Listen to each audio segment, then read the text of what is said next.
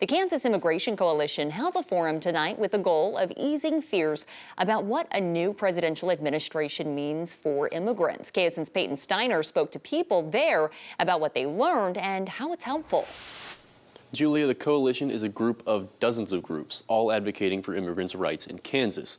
They say that knowing your rights amidst concerns over potential mass deportation can go a long way in keeping safe from unlawful search and seizure. Those children are missing their parent, they're missing their friend, they're missing their family member, their coworker.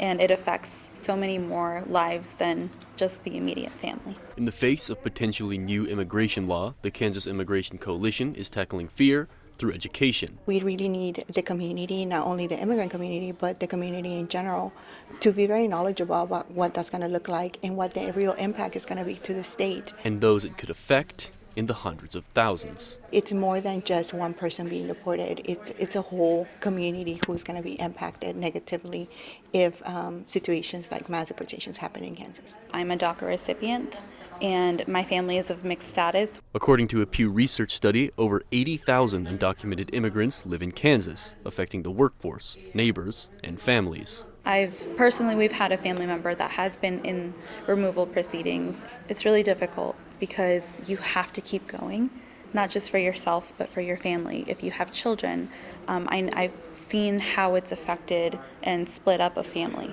right? And not because they wanted to, but because they had no other choice. Seeing how deportation has already affected their communities leaves an impact. Understanding that I have rights as a human being and they should be respected, but also ways for me to be able to uphold my traditions and my culture while also empowering and educating others. Empowering and educating, giving others the knowledge on how to avoid a similar fate. It's not just potential federal legislation causing anxiety in Kansas' immigration population. There's also concern about possible new state laws as well.